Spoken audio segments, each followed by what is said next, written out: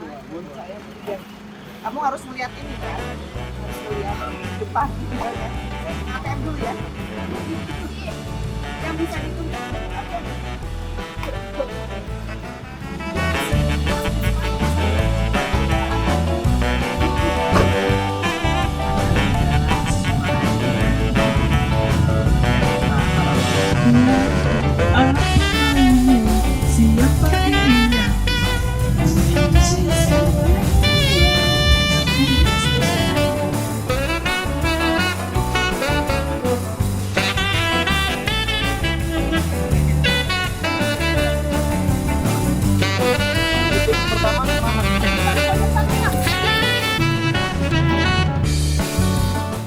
Saya Tridewi Kapribadi, biasa dipanggil Dewi, Dr. Renat.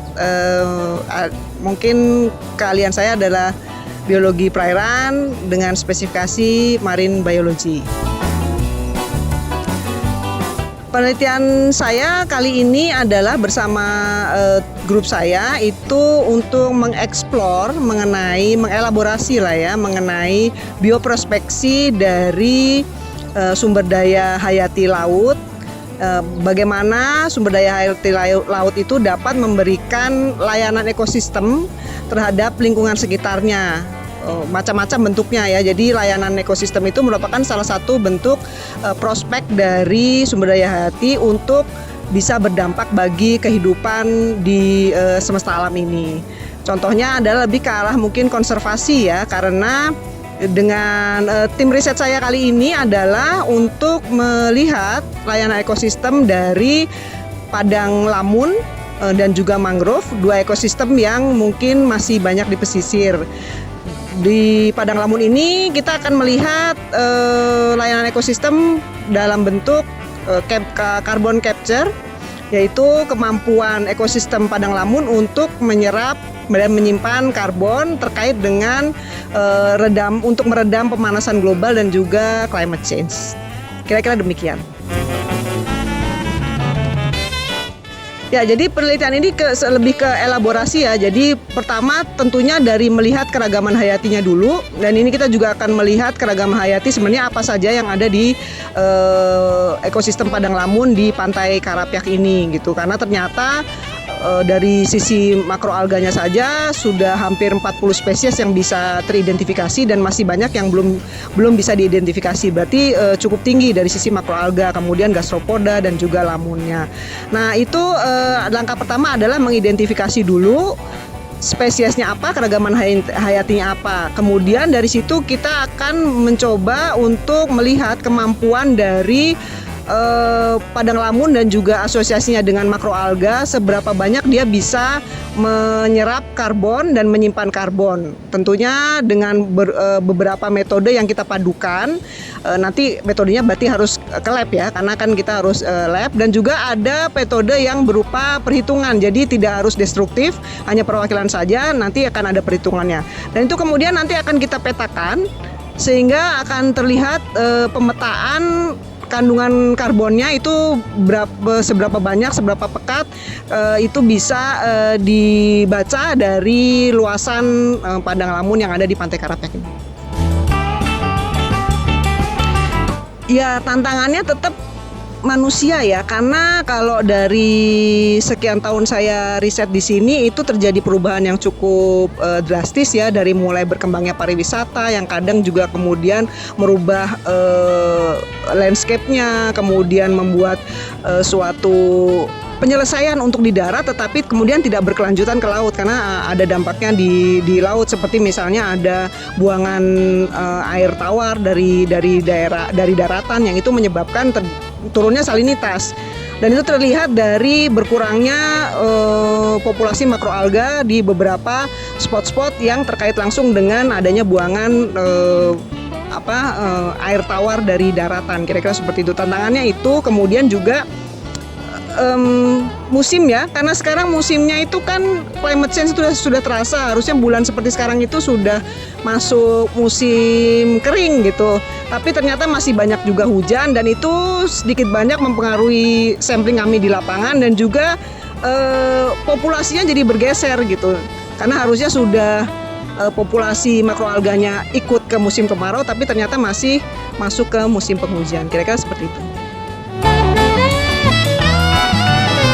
Ya, dengan peneliti lain sebelumnya kami dengan BRIN ya ada itu, kemudian juga beberapa dengan institusi lain, perguruan tinggi lain juga ada. Ya kalau sampel karena ini kan kita marin ya, jadi harus dekat-dekat laut, agak sulit juga ketika kita sampelnya kemudian kita simpan mau tidak mau ke kampus yang cukup jauh dari laut dengan fasilitas yang mungkin kurang suportif kalau untuk penelitian di laut. Tapi sehingga sebenarnya saya mengharapkan ada support seperti misalnya yang mikroskop lapangan itu, sehingga itu bisa dilakukan in situ gitu. Ketika kita ambil spesimennya, kemudian kita lakukan pendataan, difoto, didokumentasikan, jadi nggak perlu dibawa gitu spesimennya, tapi dikembalikan ke alam. Kira-kira seperti itu.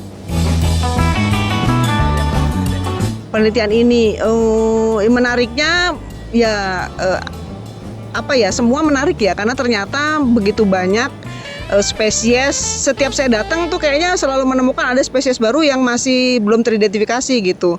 Seperti misalnya makroalga itu sudah cukup banyak yang teridentifikasi, tapi seperti misalnya turf alganya itu masih belum, karena memang agak sulit ya. Dan itu setiap musim, setiap salinitas yang berbeda itu dia berubah lagi struktur komunitasnya. Jadi itu yang menantang gitu. Bagaimana kita kalau bisa punya data time series itu akan menarik ya, sehingga kita bisa tahu perkembangannya terkait dengan parameter abiotiknya seperti apa, perkembangan musimnya seperti apa, sehingga kita tahu dan bisa membuat prediksi. Karena makroalga dan lamun itu kan termasuk produktivitas primer, dia produsen primer yang menjadi dasar dari rantai makanan, kemudian piramida makanan, itu yang harus kita pertahankan. Saya rasa seperti itu yang menarik dan menantang. Yang jelas ekologi perairannya harus minimal B.